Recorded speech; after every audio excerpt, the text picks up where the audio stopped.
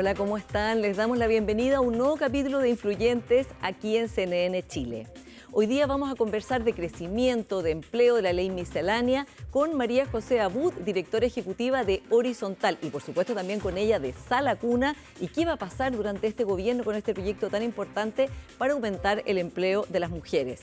Y vamos a partir este programa conversando sobre el tema en el mundo hoy día del momento, o uno de los más importantes, la inteligencia artificial, su regulación, sus limitaciones, los riesgos que hay justamente para el empleo, para la calidad de vida de tantos millones de personas en el mundo, algo que el Papa León, por supuesto, relevó en su última encíclica. Y para eso tenemos a María de los Ángeles Pérez, más conocida como Cookie Pérez, sin duda la chilena que más lejos ha llegado en Silicon Valley y que está viviendo en nuestro país hace 2 años, participando en distintos directorios y mirando el proyecto de desarrollo de Chile y, por supuesto, de la tecnología. Parte entonces Influyentes.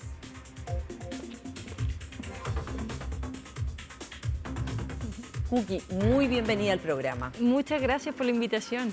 Bueno, tú eres, como decía, una experta en tecnología, trabajaste en Airbnb, en Netflix, como se diría acá, triunfaste en Silicon Valley, estás de vuelta acá en Chile hace un par de años y eres, yo diría, la mejor observadora, una de las mejores para ver la disrupción que significa la inteligencia artificial y cómo Chile, las compañías, las instituciones, la educación, pueden tomar esto como algo que le aporte valor y no como un riesgo. Quiero partir preguntándote, como decía en la introducción, Cookie, por la encíclica del Papa, que me imagino que, por supuesto, no sé si las has estudiado en detalle, pero sabes esta crítica, estos riesgos que ha hecho ver el Papa León. ¿Te resuena a ti con toda la experiencia que tienes y todo el conocimiento? O sea, absolutamente, absolutamente. Yo creo que hacía tiempo que uno esperaba como una voz, como una contraparte, ¿no? de todo lo que está pasando en Silicon Valley y en China, porque al final está tan concentrado los poderes privados, económicos, que yo creo que es algo importantísimo para el mundo tener una voz como el Papa, ¿no? Y que ponga en el fondo, en el centro al humano. Claro. Que yo creo que es algo que lo dábamos como por hecho, como que siempre uno cree, la gente piensa, hay alguien que lo está pensando, ¿no? Y no, yo veo que no. Sí. Justamente como dices tú, Cookie, está por un lado Estados Unidos y China, digamos, compitiendo, rivalizando por quién es el que gana la carrera por la IA, pero entre medio estamos los millones de habitantes del planeta y recibiendo esos efectos. Uno de los puntos que hacía el Papa y que hacen por lo demás muchos expertos es la necesidad de regular esto, de que es, por supuesto, así como otras innovaciones tecnológicas, muy importante, puede ser una herramienta para el crecimiento, pero que hoy día es muy difícil de regular justamente porque en Silicon Valley los grandes dueños de estas empresas no quieren regulación y tienen poder para hacer lobbies multimillonarios en los distintos países para evitarlo. ¿Tú ves cerca la posibilidad de regular a estos grandes poderes? Lo veo bien difícil, la verdad que lo veo bien difícil, porque ¿cuál es la carrera? ¿No? Es querer llegar a lo que se conoce en inglés AGI, ¿no? La inteligencia artificial general. Y está la carrera entre los modelos de Estados Unidos y los modelos de China. Si tú regulas dentro de Estados Unidos, el temor es que entonces la carrera la gane China. No hay tampoco una expectativa de que la regulación realmente sirva dentro de China. Ahora, eso es como la regulación de cómo se desarrollan y cómo vamos a hacerlos, ¿no? Utilizarlos en el mundo, estos modelos, pero los países sí pueden tener regulaciones, ¿no? De hasta dónde vamos a llegar, qué tipo de modelos, a dónde los vamos a enchufar, ¿no? Vamos a conectar los modelos de inteligencia artificial a todo lo que es la red eléctrica, a la red de agua, cómo vamos a utilizarla, lo vamos a utilizar para monitorear a los individuos, los civilians, ¿no? de tu país. Europa lo ha hecho, ¿no? Ha puesto muchas regulaciones y yo encuentro que injustamente se le ha dicho, se tiende a hablar de Europa como el país donde no están pasando las innovaciones. Sí, exactamente, eso te iba a decir. Porque están regulados. Claro, lo que se dice es como, bueno, Europa no tiene la innovación que podría tener porque ha regulado la tecnología. No, yo no lo veo tan así, no lo veo tan así. Es posible quizás que los capitales no quisieron avanzar en Europa porque dijeron nos pueden regular incluso más, pero yo no creo, obviamente no vemos ese contrafactual. Yo tampoco creo que los modelos del LLM se habrían estado desarrollando de punta en Europa. No, yo creo que donde se están desarrollando es donde uno podría haber predicho hace 10 años atrás, ¿no? Es donde se han estado realmente desarrollando estos modelos, en Silicon Valley y en China. O sea, tampoco creo que esa es la razón. Y cada vez que alguien me da esa razón, yo me río, porque no es que los modelos se estaban desarrollando en Francia, ¿no? Juki, ¿y qué debiera hacer un país como Chile para crecer de una manera distinta como ha crecido hasta ahora? Tú sabes que el tema del crecimiento está en el centro del debate. También vino Ricardo Hausmann, un académico muy reputado de Harvard, que tú debes, por cierto, conocer, y decía, Chile tiene que hacer cosas distintas, tiene que invertir en investigación y desarrollo, tienen que patentar. Tú que vienes del mundo de la innovación y que lo conoces muy bien, ¿qué debiera hacer Chile en estos ya 2 años, casi 3 años? ¿Qué es lo que ves que hay espacio para que Chile realmente cambie su estrategia de desarrollo y pueda sacar lo mejor de esta disrupción tecnológica? Sí, yo creo que es esa apuesta, ¿no? Yo siempre, cuando uno mira, yo viví 23 años afuera, ¿no? Y cuando uno dice que viene de Chile, si bien es un país que la mayoría de la gente con la que me topaba, ¿no? Con la que trabajaba, no lo conocía físicamente, saben de Chile y saben, por ejemplo, el capital humano. Eso es algo que nos distingue, que nos diferencia. Así no sé, los chilenos del doctorado en economía de Stanford, uno sabe que les va muy bien, ¿no? Es como, y eso como que el chileno a veces no se da cuenta. Somos como ese tipo de capital humano cuando estamos en las mejores universidades del mundo. Los profesores reconocen un chileno, muy distinto que un mexicano, ¿no? Entonces el capital humano, impresionante. Y si uno ve Estados Unidos, o sea, si ve Chile, el ILIA, ¿no? Este índice que hace Senia, que Chile por 3 años lo ha liderado, si bien no nos hemos movido mucho en el índice, nos están alcanzando, Brasil va detrásito nuestro. En términos de capital humano somos fuertísimos, en términos de la capacitación, el nivel, las publicaciones. ¿Y qué nos falta entonces? Nos vamos. Ya. Somos un exportador de capital humano, ¿no? Entonces, ¿pero por qué? Uno dice, ¿pero por qué? Y bueno, ¿dónde están los doctorados en Chile trabajando? No trabajan en la industria. En la academia. Es en la academia, ¿no? Y yo creo que ahí viene una gran diferencia. Y cuando están en la academia, bueno, han habido varios debates, ¿no? De qué es lo que producen los académicos. Sí. ¿Estamos produciendo ciencia de punta o no? Para mí esa no es la pregunta tan relevante. La pregunta relevante es dónde están nuestros PhD, investigadores de punta en la industria. No están. No, y es bien interesante porque uno lo habla, yo estoy en directorio.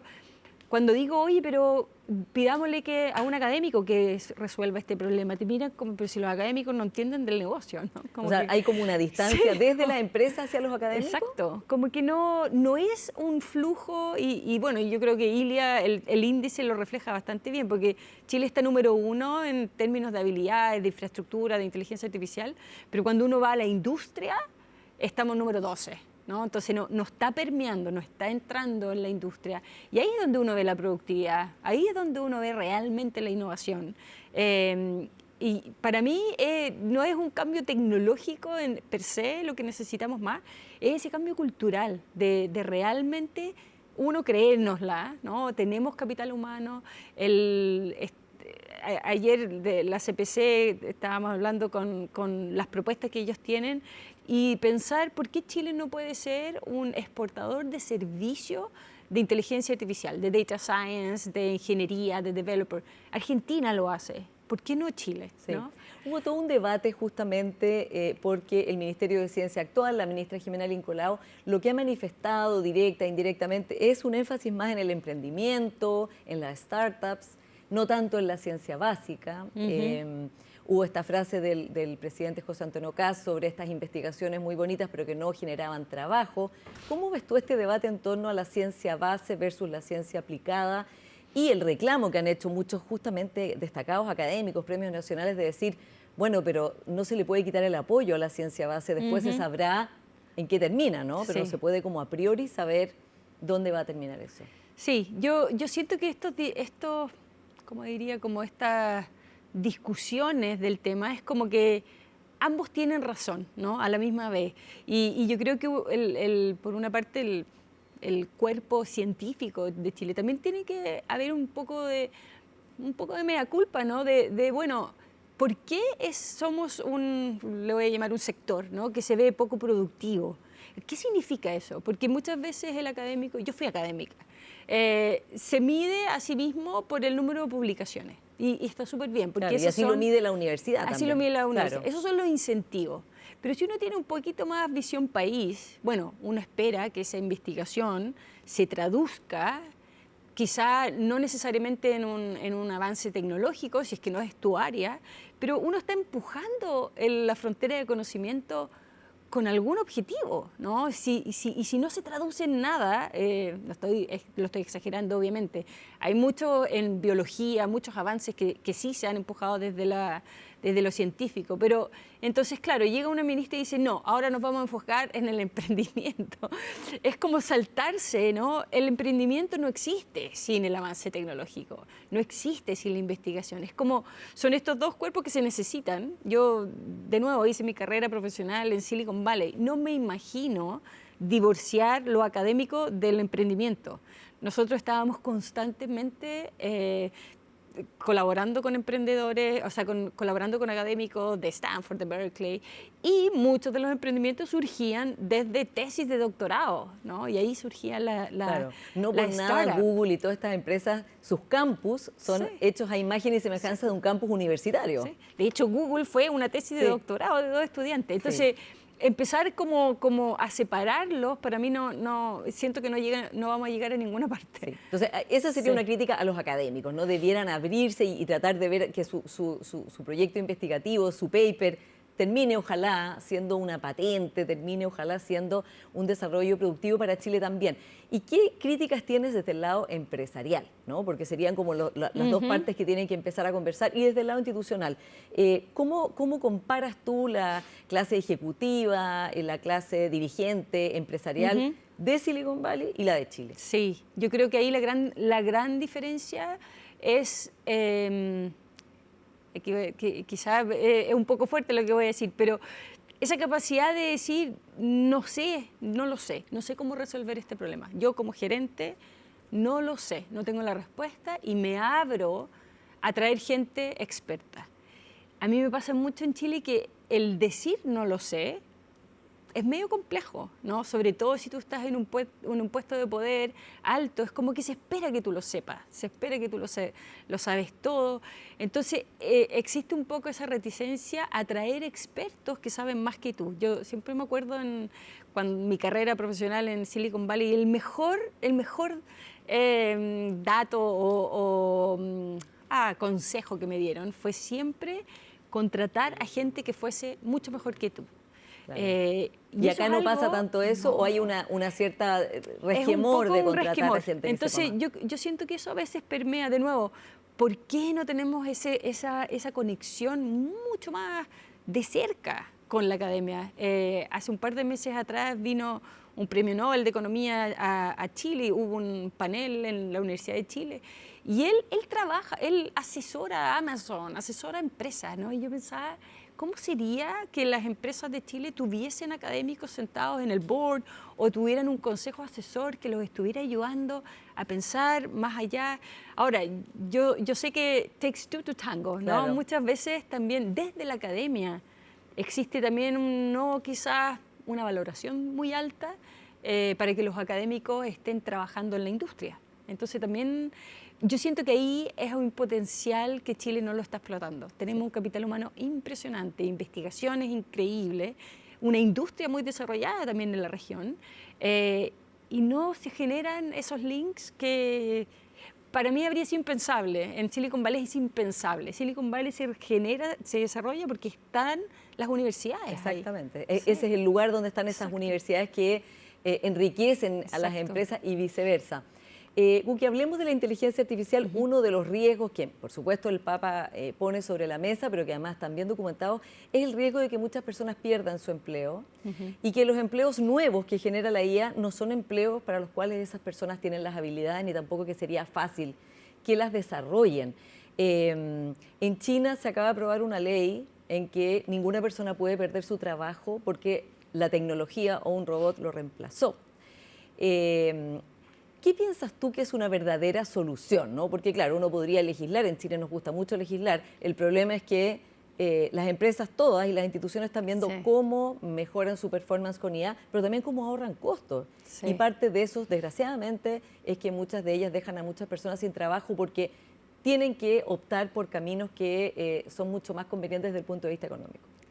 Sí, aquí yo lo he pensado mucho, ¿ah? A medida que veo más el avance, más me doy cuenta que, obviamente, por una parte, yo creo mucho, mi doctorado es en educación, ¿no? Yo creo mucho en la capacitación y en la educación, y yo lo he estado diciendo hace mucho tiempo, ¿no? La importancia de que no quede nadie atrás. Ya partimos con una cancha que está súper... hay mucha inequidad, ¿no?, en educación. Entonces, uno ya puede empezar a predecir quiénes son los que se van a quedar más atrás. Y eso es un tema muy preocupante y que yo sí veo ahí un rol de la educación, de la capacitación. Van a tener que ser muy rápido, ¿no? Capacitaciones rápidas, upskilling, reskilling, todo eso por ese lado. Pero cada vez me doy más cuenta, y a raíz de lo que está haciendo China y muchos otros países lo están hablando, la inteligencia hoy artificial es impresionante, ¿no? Lo que es capaz de hacer, y lo barato. Es demasiado Y lo barato. rápido. Y lo rápido. O sea, es barato, es rápido, trabaja 24/7. Entonces, nosotros nos damos cuenta, lo que hemos hecho es que hemos encarecido, y sobre todo en Chile, ¿no?, con todas las últimas regulaciones, el trabajo, el contratar a un trabajador es cada vez más caro. Contratar el capital, una máquina, es cada vez más barato, ¿no? Entonces, yo realmente creo en un futuro, si uno no tiene, yo a veces lo hablo con mi marido, ¿no? Tenemos pensamos, ¿cómo lo resolveríamos nosotros? Y él es bien simple siempre, como para pensar económicamente, decir, hay que poner un impuesto a la automatización.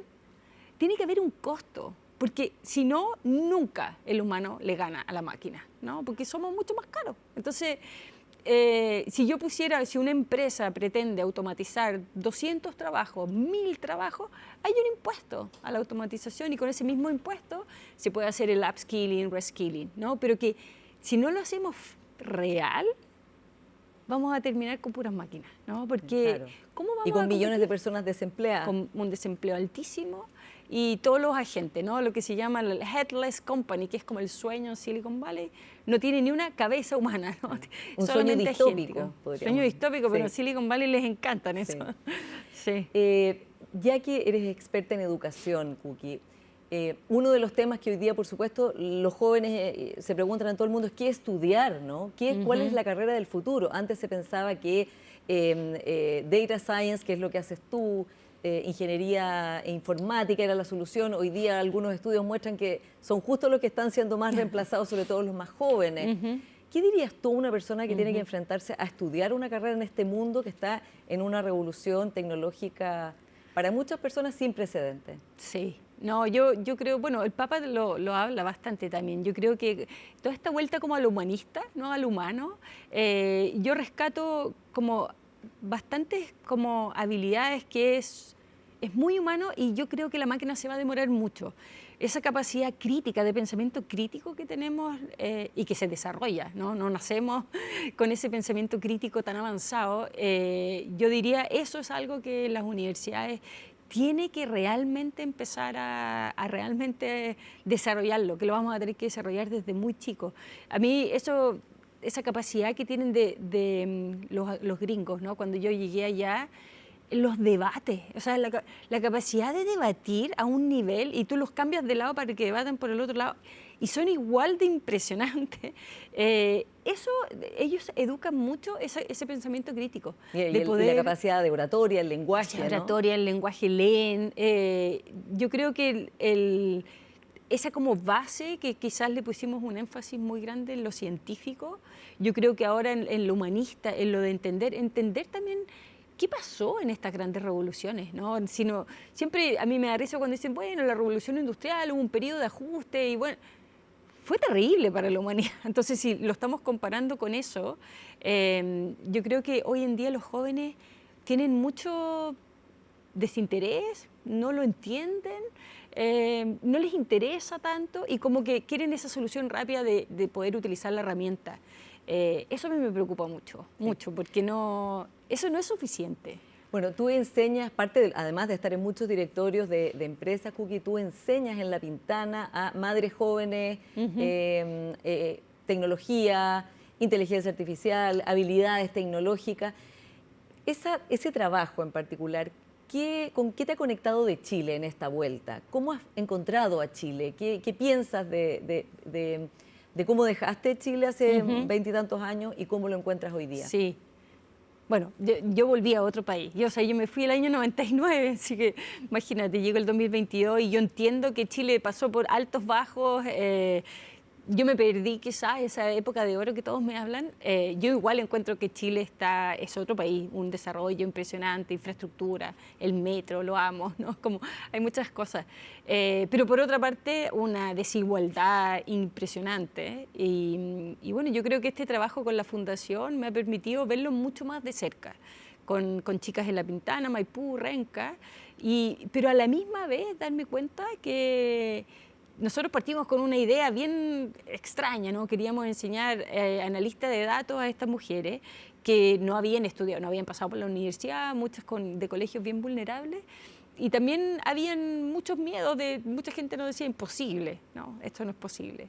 Y las garras y las ganas de aprender, son madres que quieren salir de la situación en la que están, y al final del día esa es la energía, esa es como esa hambre que tienen. Ha sido impresionante. O sea, yo aprendo mucho más de ellas, o sea, todo lo que hacen por su hijo o hija de querer salir adelante. Y así fue como el año pasado empezamos a enseñarle vibe coding. Todos eran como, ¿cómo le vas a enseñar vibe coding? Oye, pero fue las mejores clases. O sea, nos pedían si por favor los fines de semana podían seguir utilizando los tokens, ¿no? Para seguir programando. Y muchas veces esa hambre y esas ganas de surgir y de aprender, uno no lo ve tanto con los alumnos de elite, de universidades de elite, donde también me toca a veces hacer clase, donde hay una apatía como, ¿no? Entonces, aprender eso, verlo de cerca, es como que me da esperanza, ¿no? Como de, wow, hay que darle las herramientas, hay tanta gente que se puede quedar atrás, y lo fácil que es. No lo estoy simplificando, ¿no? Obviamente es un esfuerzo gigante de que ponen ellas, pero no es rocket science. Lograr que se suban y tienen una ventaja. Hoy en día nosotros le estamos dando una ventaja porque las universidades no son capaces de adaptarse así de rápido. Claro. Entonces llegan estas mujeres a poder proveer servicios computacionales, de tecnología, de IA. Este año les vamos a enseñar a gente que 5 años de universidad no necesariamente te los dan. Claro. Cookie, si nos acaba el tiempo, pero una última pregunta. Tú cuando cuentas tu historia de llegar a Silicon Valley, de Chile, de regiones, mujer además, sabemos que en la industria tecnológica hay brechas de género en todas las carreras de STEM, y que sin embargo saliste adelante, te valoraron en tus capacidades. ¿Qué falta en Chile para que sea una sociedad más meritocrática? No digo 100% meritocrática, es un ideal probablemente muy difícil de lograr, pero más meritocrática de lo que es. Buena pregunta. Como para que las capacidades de alguien que no viene de un sector acomodado o que viene de otro lado, como llegaste tú a Silicon Valley, de un país que muchos a lo mejor no sabían ni dónde quedaba, pueda brillar, pueda triunfar, pueda irle bien, pueda tener la vida que quiere tener. Sí. No, excelente pregunta. Yo siempre lo digo, si yo no hubiese hecho mi carrera en Silicon Valley, yo no sé si habría llegado tan lejos acá. Cookie Pérez de provincia, no, sin ni un gran network. Acá se le pone, acá cuando digo acá, ¿no? Santiago, Chile, mucho énfasis en quién eres, de dónde vienes. Y no esa capacidad de nosotros ver la capacidad, el mérito. El americano yo creo que porque se ha abierto, porque tiene mucha inmigración, sobre todo Silicon Valley. Somos de todas partes, nadie sabe mucho quién eres, de dónde vienes, ni nada. Solo les importa de qué eres capaz, ¿no? Cómo mostrar tu capacidad. Y yo creo que Chile ha tratado, ¿no? Yo ahora veo, por ejemplo, con la prueba de aptitud, bueno, no se llama prueba de aptitud, la PSU, sí. Esto de que los alumnos puedan repetir, la PAES, que puedan repetir, por ejemplo, la prueba y escoger los mejores puntajes, es un vehículo de segregación impresionante. Porque ¿quiénes son los jóvenes que se pueden tomar un año libre para preparar la prueba, ¿no? Entonces, hoy en día entrar a medicina, tú básicamente necesitas 2 años para preparar una prueba y escoger los mejores puntajes. Eso en el largo plazo, ¿qué es lo que va a hacer? ¿Quiénes van a ser los médicos? de dónde van a venir los médicos, ¿no? De qué familia. Cada vez que empiezo a ver como los mecanismos de selección, es imposible sacar el nivel socioeconómico de esos niveles de selección. Entonces tratamos con la tómbola, ahora se va la tómbola, ¿no? Como siempre estamos como tratando en el margen de poder igualar un poco más la cancha y de realmente encontrar capacidades, y lamentablemente estamos muy lejos de eso. Sí. Y veremos, Juki, qué pasa en los años que vienen con la tecnología, la meritocracia y el crecimiento de Chile, ojalá haciendo cosas distintas. Muchas gracias por esta conversación. Muchas gracias por la invitación. Muchas gracias. Vamos a una pequeña pausa y ya seguimos con más influyentes. Viene la economista María José Abud. Espérennos.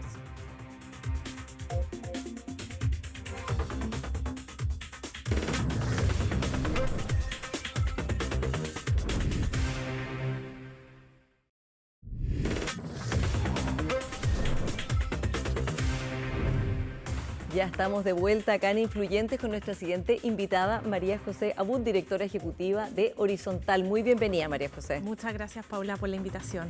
Bueno, vamos a hablar de muchos temas porque Horizontal es un think tank, digamos, asociado a la centroderecha liberal, especialmente a Evópoli, ¿no?, que mira el conjunto de políticas públicas. Partamos por la ley miscelánea, que es la que tiene tomado el debate. Ustedes desde Horizontal hay medidas que valoran, otras no tanto. Exactamente en esta altura de la tramitación, María José, desde Horizontal, ¿qué les preocupa de esta ley miscelánea que tiene tantas aristas? Lo primero es remarcar lo que nos gusta, que efectivamente nosotros creemos que por ahí va cómo tenemos que volver a crecer. Yo creo que los que hemos estudiado economía, ¿cierto?, al final lo que hace este proyecto es volver a encender los principales motores para reactivar la inversión y para que retomemos un crecimiento al 4%. Y eso es algo que desde Horizontal valoramos y creemos que es urgente y que en lo medular del proyecto es donde tenemos que poner las energías para que se logre, ¿cierto?, avanzar y salir del estancamiento que estamos y así poder generar empleo y salir de esta crisis de empleo que estamos. Pero efectivamente hay temas que preocupan, ¿cierto? Y que yo creo que la discusión que se inició esta semana en el Senado es la oportunidad que tenemos para ir matizando e ir también ajustando ciertas cosas. Yo creo que lo primero, a nuestro juicio, en materia de permisología se podría ser mucho más ambicioso. ¿Ahí te parece que se quedaron cortos en permisología? Se quedaron cortos porque al final efectivamente se reducen plazos, se entrega más certeza, pero si uno mira los procesos en que pasan los proyectos, ¿cierto? Y también la incerteza todavía que hay en el proceso medioambiental, ¿cierto? Uno ve que hay muchas oportunidades de entregar más certeza, ¿cierto?, de adelantar plazos y de poder al final, por un lado, hacer que los plazos sean reales y que se conozcan a priori, pero también de que sean más cortos. Nosotros creemos que ahí se puede hacer más y también en materia de empleo, nosotros tenemos un documento que hicimos al respecto. Yo te diría que hay dos grandes aspectos, que son: uno, el crédito tributario al empleo, ¿cierto? Sí, que ahí ha habido harta crítica de que no va a haber empleo nuevo, sino que es en el fondo para asegurar el que ya hay y que además es muy caro. Efectivamente, son como 1.400 millones de dólares al año. Entonces, al final yo creo que aquí lo importante es definir primero en esta discusión si es el mejor instrumento, qué busca el instrumento, porque el mismo ministro Quiroga ha dicho que lo que se busca es proteger empleo, pero no crear necesariamente empleo. Y ante las tasas de desempleo que tenemos y el costo que tiene la propuesta, yo creo que hay que dar esa discusión técnica, decir, ¿es lo mejor? ¿Vamos a poner todas las fichas en la gran política de empleo en esto?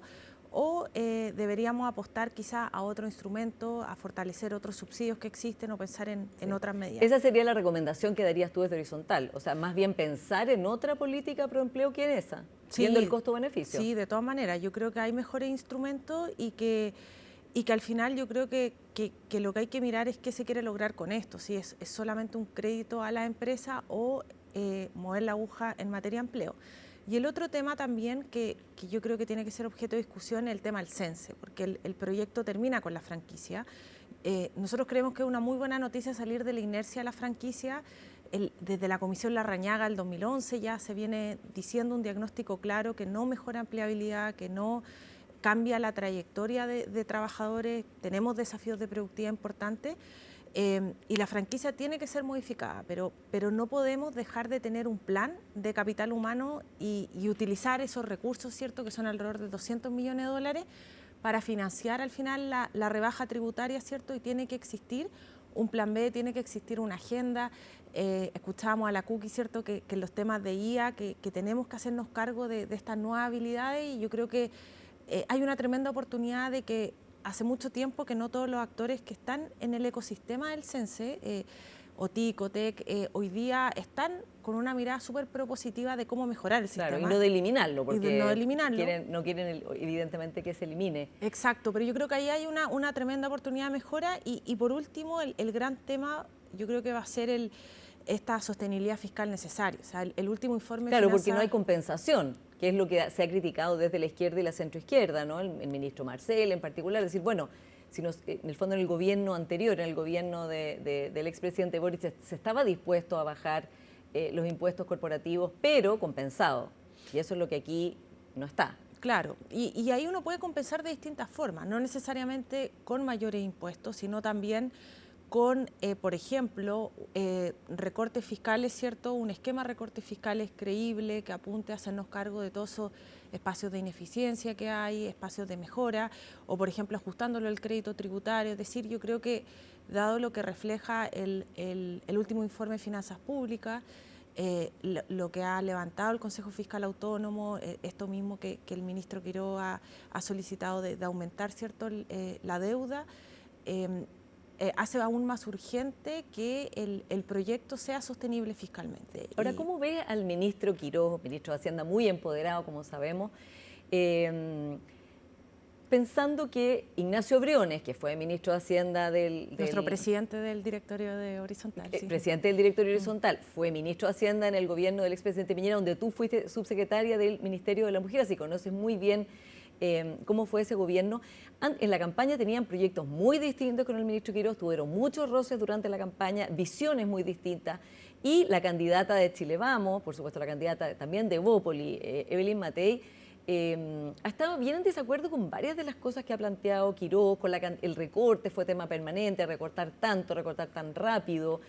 Desde ese punto de vista, ¿cómo ves esta figura, este ministro de Hacienda, que él mismo ha reconocido que a veces ha planteado las cosas con menos delicadeza, estoy aquí diciendo las palabras mías, digamos, de la que se debía, y para muchas personas les parece una persona no tan dialogante, no tan dispuesta a cambiar ciertas cosas para lograr aunar criterios, digamos, obtener una votación más amplia?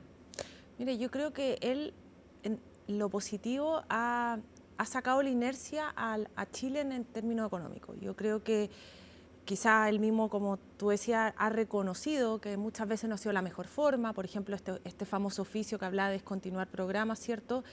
Que efectivamente causó mucho ruido transversalmente.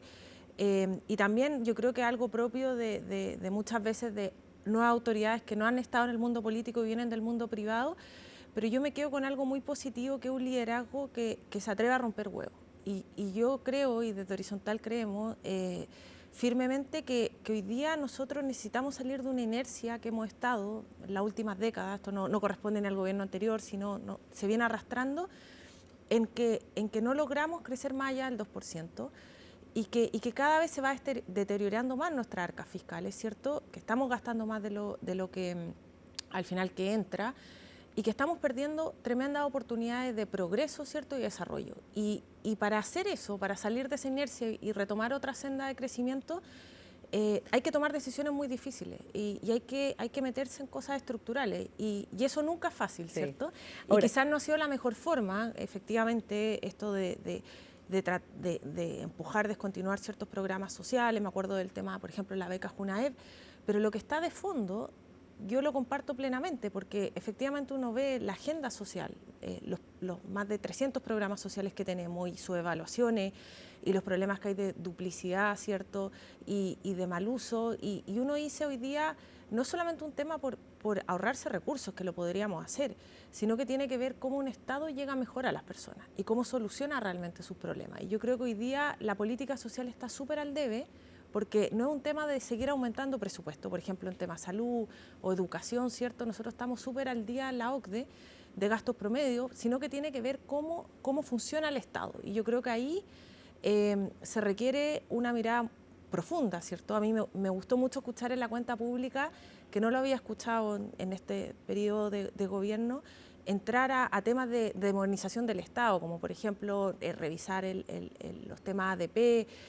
También se habló de fusionar ministerios. Ojalá que entrara en esa agenda reformar el empleo público, porque al final, si no funciona bien el aparato estatal, todo este tipo de medidas o reformas que hagamos al margen no van a lograr tener el efecto reactivador. Ahora, María José, ¿cómo se combina, ya como dices tú, en el poder, hacer recortes, mejorar, no solo recortar, sino también mejorar la gestión, pero también con mantener estabilidad social, mantener a las personas como esperanzadas de que estos sacrificios valen la pena, pensando que este gobierno ya traspasó el aumento del precio de las bencinas a las personas, ya están subiendo las cosas. Tenemos un desempleo muy alto, vamos a hablar de eso también, desempleo femenino de 10,5%. ¿Cómo se baraja? ¿Cómo ven ustedes desde Horizontal, que son una derecha, digo que una derecha más centrista, ¿no? Muy en la esencia del piñerismo, de tratar de juntar cohesión social, estabilidad social, con todas estas otras, por supuesto, metas y medidas muy importantes como es el crecimiento? Yo creo que lo primero es entender que este gran proyecto de reactivación, que quizás como la gran agenda que hoy día tiene el gobierno, no es la única agenda y es como un punto de partida de una agenda de bienestar, por decirlo así. Y yo creo que por eso hay que ser súper claro en lo que busca hacer el gobierno y lo que no busca, el proyecto, perdón, y lo que no busca hacer. Yo he visto críticas transversales, no solo de la oposición, sino también de la misma derecha, de que el proyecto debería incorporar ayudas sociales, de que falta apoyo a los hogares, de que faltan políticas por empleo. Y yo creo que hay que ahí ser bien claros que este es un proyecto que busca reactivar la inversión. Y efectivamente por eso está enfocado a la empresa, a los empresarios, a un mundo que no es quizás el que hoy día necesita más ayuda, porque está pensando desde una lógica de que necesitamos volver a crecer para que en Chile se puedan generar puestos de trabajo, ¿cierto? Para que en Chile se recupere las arcas fiscales, ¿cierto? Y podamos también avanzar en los desafíos sociales que hay urgentes. Entonces, dicho eso, yo creo que hay que mantener como el marco de lo que... De la expectativa. De la expectativa y de lo que viene a ser el proyecto de reconstrucción. Pero eso no quita que volver a crecer es una condición necesaria, pero no es suficiente. O sea, yo no creo, y desde Horizontal tenemos una mirada que el crecimiento es la base, ¿cierto?, para nuestro desarrollo, pero se requieren de otra agenda y se requieren también de un conjunto de medidas que avancen también en mayor justicia social, en, por ejemplo, resolver desafíos que existen en el mundo del trabajo, que no se van a resolver solamente con mayor crecimiento económico. Hoy día hay costo a la contratación, especialmente a la contratación femenina. Hoy día hay desafíos de rigidez de nuestro mercado laboral. Y también lo que hablábamos antes, hoy día hay una política social que podría funcionar mucho mejor, ¿cierto? Y que se podría llegar mucho mejor a los hogares. Entonces, yo creo que hay que entender este como un puntapié inicial que al menos a nosotros nos gustaría y creemos que así va a ser, que vaya acompañado de otras agendas sectoriales. Claro, ahora, como dices tú, la expectativa tiene que estar clara, que es rebajar impuestos para fomentar la inversión, para fomentar que los empresarios, dicho de manera coloquial, pongan plata acá y saquen adelante su empresa y ojalá contraten más personas. Pero también eso es una apuesta, ¿no? Evidentemente que puede pasar que si no se da eso vamos a quedar más desfinanciados de lo que estamos ahora, porque van a haber menos ingresos con certeza en el Estado, y es una incerteza respecto de esos nuevos ingresos que podrían llegar, incerteza también de cuánto eso se traduce en empleo.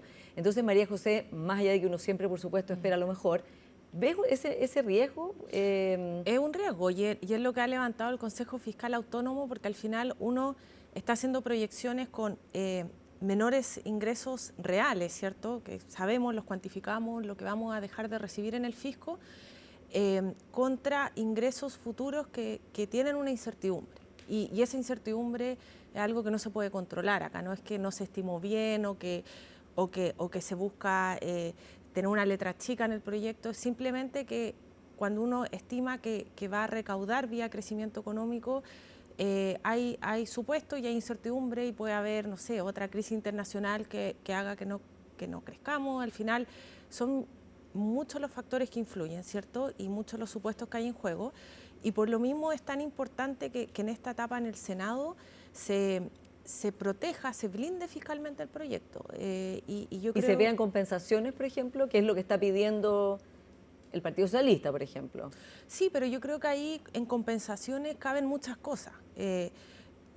Nosotros al menos somos de la idea de intentar que no se compense vía aumento de otro impuesto importante la rebaja, por ejemplo, de estos impuestos, pero sí, por ejemplo, hay temas que se podrían revisar, por ejemplo, el tema del diésel, ¿cierto? El impuesto a los alcoholes, que nosotros estamos trabajando en eso porque ahí pueden haber fuentes de nuevos ingresos, ¿cierto?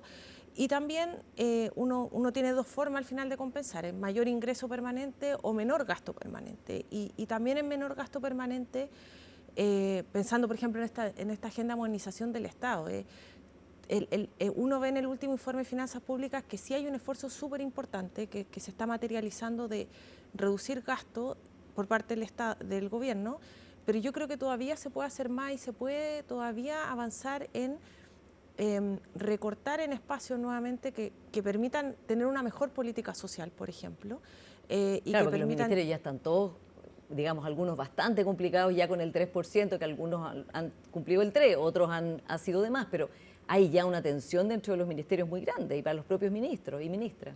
Efectivamente, yo creo que el recortar parejo a todos los ministerios, personalmente creo que no es la mejor estrategia, porque todos los ministerios tienen distintas holguras, ¿cierto? Y hay análisis, por ejemplo, a mí me tocó estar en esta comisión asesora para reformas de gasto público que convocó el gobierno anterior, que estuvimos en una comisión transversal encargada por el ministro Mario Marcel, y efectivamente nosotros encontramos muchos espacios de recorte de gasto, pero no todos eran en el mismo ministerio. Por supuesto. Y variaba mucho de ministerio en ministerio. Sí. Entonces, al menos de esa experiencia que hubo harto apoyo, consenso transversal, nosotros identificamos que hay espacio en el Estado para hacer las cosas mejor y ahorrar. Vamos al desempleo femenino y a esa lacuna universal.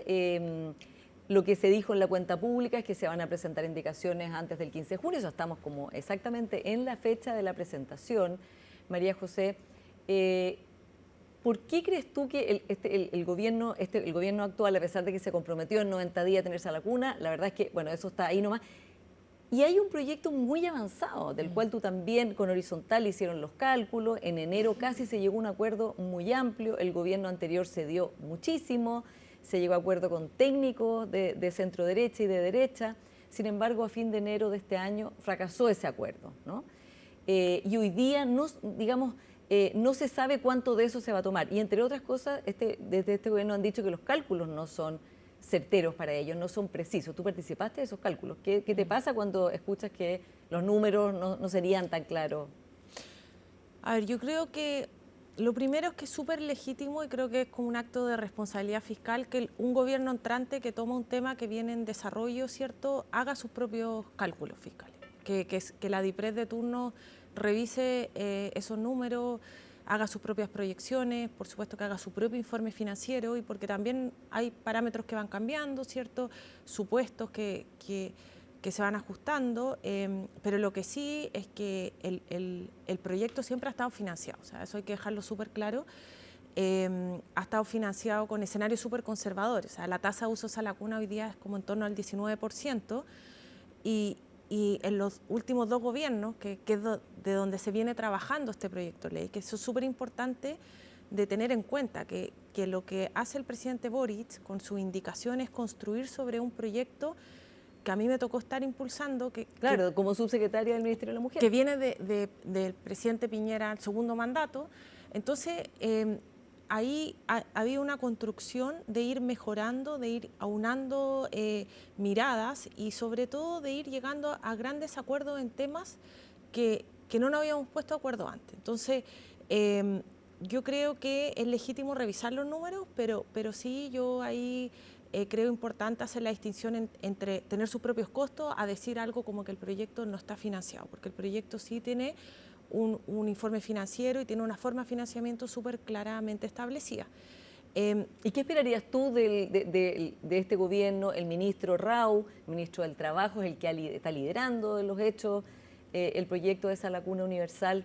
¿Qué esperarías tú, ya que, como dices tú, este es un proyecto que lleva, 27 años o más se está tratando de legislar, pero en particular el proyecto viene del expresidente Piñera, pasó al expresidente Boric y ahora está en un estado bastante avanzado el proyecto. Mire, yo creo que lo fundamental es entender que no cualquier indicación sirve. O sea, esta promesa en la cuenta pública de vamos a presentar una indicación, lo que sería responsable hacer, ¿cierto? Y si efectivamente este gobierno quiere aprobarse a la cuna, es construir en mayor medida, ¿cierto?, sobre este intento de acuerdo que estuvimos muy cerca. Yo estuve bien involucrado desde el mundo técnico en intentar aunar mirada y debe haber sido muy frustrante ese momento. Súper frustrante, porque los que hemos estado en la discusión, tú, Paula, que has escrito no sé cuántas, deberías tener la cuenta de todas las columnas que ha escrito Sala Cuna, y ojalá que no se escriban más columnas de Sala Cuna. Pero por primera vez yo vi que miradas que son súper legítimas, pero muy distintas de cómo solucionar esta discriminación, desde el mundo educativo, desde la CUT, ¿cierto?, desde los gremios del mundo público, que por primera vez fuimos capaces de decir, ya, estos son mis márgenes, esto es lo que yo estoy dispuesto a hacer, porque en todo acuerdo todos tienen que ser, ¿cierto? Y este podría ser un marco común para hacernos cargo de esos nudos, ¿cierto? El proyecto al final, cuando las personas dicen por qué no se ha logrado en casi 30 años avanzar, es porque efectivamente toca temas ideológicos, y eso hay que decirlo con todas sus letras. Se mete en el copago, se mete en la educación pública y privada, ¿cierto? Se mete en cuál es el rol de los privados versus los públicos en esta provisión. Entonces, por primera vez yo vi que lográbamos tener un marco de entendimiento común, y lo que uno espera y donde están las expectativas en esta indicación es que construya y rescate esos acuerdos y que no inicie una discusión de cero, porque al final ya abrir de nuevo audiencia en el Congreso, volver a citar a los expertos, eso yo creo que alguien que ve la historia legislativa de esto, eso ya ha ocurrido 2, 3, 4 veces, y creo que ya no da para más seguir en el mismo loop de no avanzar y entender que el proyecto Sala Cuna perfecto no existe. O sea, yo creo que hay que partir de que uno no puede construir de cero. Acá hay una legislación que ya está, hay un derecho adquirido, ¿cierto? Hay una responsabilidad de los empleadores, y lo que hay que hacer hoy día es, en lo que se venía trabajando en enero, mejorar, porque yo creo que sí hay espacios de mejora. Yo creo que, por ejemplo, la responsabilidad de las pymes se puede acotar más para evitar la judicialización, que efectivamente puede ocurrir, y eso hay que acotarlo. Yo creo que el mundo público tiene que tener un rol fundamental, y yo creo que este proyecto debe entregar financiamiento, ya sea a través del Fondo Sala Cuna o a través de un proyecto paralelo a Junge Integra BTF, para que al final las madres, ¿cierto?, las trabajadoras, los padres confíen en la Sala Cuna que llevan a su hijo o hija, y yo creo que también que se puede acotar más cómo se va a definir cuál va a ser el monto de beneficios a la cuna. Ahora, ¿qué pasa si no se aprueba Sala Cuna? Si se cambia demasiado el proyecto y no se llega a puerto. Te lo pregunto porque el único logro que tuvo, podríamos decir, el único logro, entre comillas, que tuvo la oposición en la tramitación de la ley de reconstrucción fue la indicación de Sala Cuna Universal, que además, para su admisibilidad, contó con votos del Partido Social Cristiano y de la UDI, el Partido Social Cristiano de la ministra Judith Marín. Entonces, está eso ahí, ¿no? Si no se tramita por acá, bueno, eso está como una indicación. ¿Tú crees que es mejor que sea parte del proyecto de reconstrucción, como piensan algunos parlamentarios, algunas parlamentarias, porque es un proyecto también de empleo y de crecimiento, o que debe seguir la tramitación de ahora? ¿Qué es más factible para que vea la luz a la cuna universal? Mira, sobre la estrategia legislativa, yo creo que ahí los que están en las negociaciones deberían efectivamente sacar la cuenta, y yo creo que no es una mala idea que sea parte. Yo creo que depende mucho de cómo ahí se está... Que sea parte de la ley de reconstrucción. Claro, que sea parte de la ley de reconstrucción, que sea parte también de las negociaciones. Yo creo que acá, al menos mi postura es hacer todo lo posible políticamente para que se logre aprobar el proyecto Sala Cuna. Yo creo que, dadas las cifras de desempleo femenino y los desafíos que tenemos en temas de cuidado, que no se acotan a Sala Cuna, ¿cierto? Sala Cuna viene a resolver un problema específico para una población específica, ¿cierto?, que no solo resuelve el tema de cuidado de 6 meses a 2 años, sino también una discriminación que afecta a todas las mujeres, las que tengan o no tengan hijos, al momento de contratar, ¿cierto? Pero yo creo que al final del día, si yo estuviera hoy día en el gobierno, en SECPRES, ¿cierto?, viendo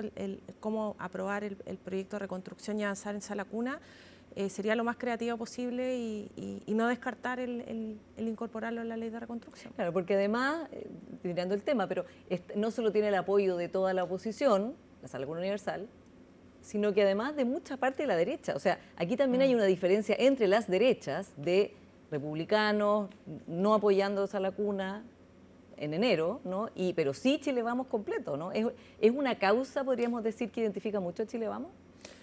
Efectivamente, o sea, durante el gobierno del presidente Piñera nosotros hicimos 2 intentos de Sala Cuna fallidos, quizás no tan fallidos porque quizás fue la primera piedra para lo que se logra aprobar en este gobierno, pero yo creo que Sala Cuna se ha transformado en una causa súper transversal y que une a mujeres de distintos mundos, de distintas visiones políticas, y eso es muy bonito, porque al final muchas veces dentro de los mundos feministas hay divisiones súper legítimas, hay temas valóricos que probablemente no estamos todos de acuerdo, pero sí en Sala Cuna yo veo algo súper concreto en que creo que sería un hito muy, muy importante, muy significativo, no solo por el impacto económico, en empleabilidad, en cuidados, pero también desde el mundo político el lograr avanzar en esta reforma. Sí, y de una manera transversal, es una causa, como dices tú, muy transversal. María José Abud, muchas gracias por esta conversación. Gracias a ti por la invitación. Y a ustedes, como siempre, muchas gracias por su sintonía y nos encontramos la próxima semana.